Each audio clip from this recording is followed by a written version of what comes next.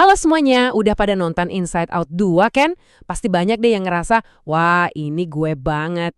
Nah, di pembahasan kali ini kita bakal bongkar pelajaran penting dari film itu. Buat apa? Ya buat ngertiin dan ngelola emosi kita sendiri. Udah siap? Yuk kita mulai petualangan seru di dalam kepala kita. Coba deh jawab pertanyaan ini. Sama persis kayak Riley di film, di dalam kepala kita tuh ada semacam ruang kontrol.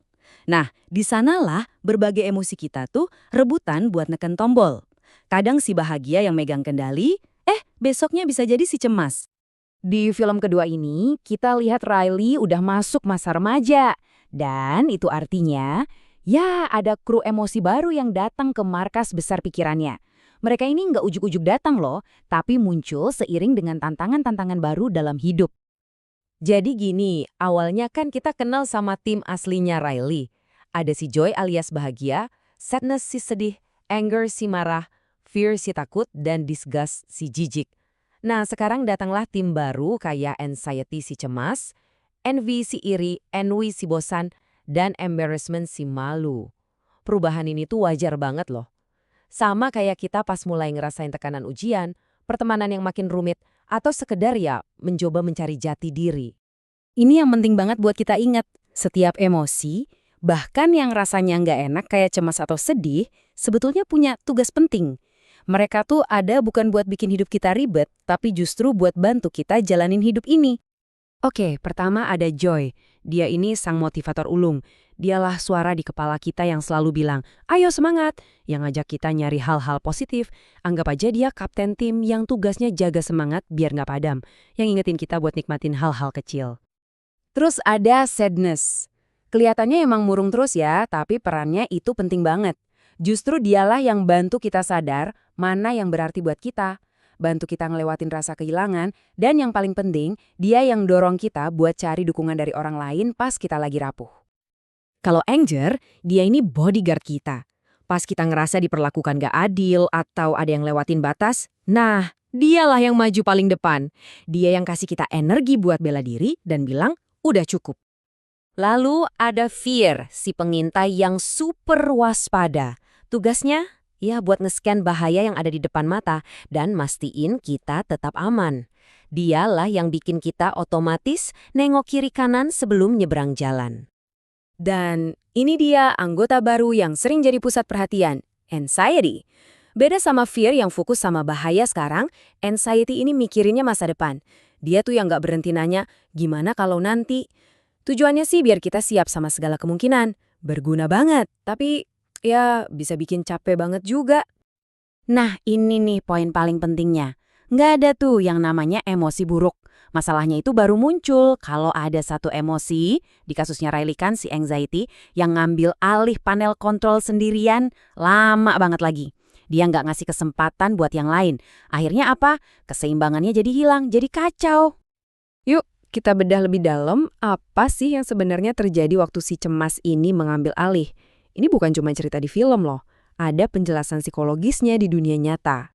Kutipan dari Dr. Aaron T. Beck ini pas banget buat ngejelasin cara kerja anxiety. Rentetan pertanyaan gimana kalau dari si cemas ini dalam psikologi disebut pola pikir negatif. Pikiran-pikiran inilah yang langsung memicu perasaan cemas dan ujung-ujungnya ngubah perilaku kita. Ingat kan gimana Riley jadi ragu sama kemampuannya sendiri dan ngejauhin teman-temannya?